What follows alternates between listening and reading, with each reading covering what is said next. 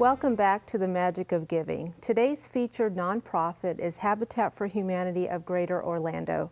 Returning for this segment is Gregory Allen, Chief Operating Officer, Habitat for Humanity of Greater Orlando. And joining us is Taisha Encarnacion, a Habitat homeowner. Thank you guys so much for joining us today. Thank you. Thank you for having us. So explain the process of home ownership. What does it take? What is the process? Well, it's a pretty involved process. It starts with what we call an orientation, where we bring a group of potential homeowners in, explain the program to them, go over the guidelines of what a potential homeowner would need to achieve to get home ownership, and send them home with an application. They have to fill out the application, bring it back with the supporting documentation. Then our family services staff will vet each application, make sure everything is in order, and it's turned over to a committee, our family selection committee, which is a group of volunteers that actually goes out and interviews the homeowners to make sure that they have a housing need, verify all the information in their application. The committee then recommends to the board whether or not the family should be approved, and then our board of directors has the final say. From there, once the family's approved, they can start doing their sweat equity hours. They have to do between 300 and 500 hours, helping us work on other folks' homes. We have a restore that they can volunteer in, and sometimes they can help out in the office when we have certain needs there as well. There's classes they have to attend. We have a 40-hour training class that all of our homeowners have to attend. And then finally, when their home is complete, then we sell it to them at cost and finance it with an interest-free mortgage. Okay, now can you talk a little bit more about the sweat equity? What is that? Sure. We don't require a down payment, and so we want to make sure that our homeowners have a feeling of participation and have skin in the game, so to speak. And so rather than cash, we require that they put in labor. So they have to help build their own home, but prior to that, help with working on other folks' homes. And we think this is good for a number of reasons. First of all, it gives them a little bit of a hands-on experience on how a house is put together, so if something goes wrong later on, they have a better notion of how to fix it. We also cover home repairs in our classes.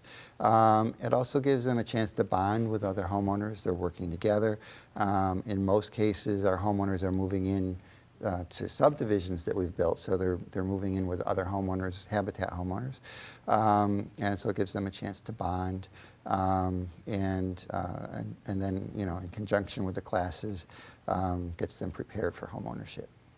Okay, so Taisha, can you explain your journey to home ownership? How did you get introduced to the Habitat of Humanity? Well, I looked up different organizations online, and they were the first one when it came to home ownership. And it took us about 2 years, but it was because we had a lot of homework. So that kind of stops us in our tracks because we have things we have to pay off on our credit.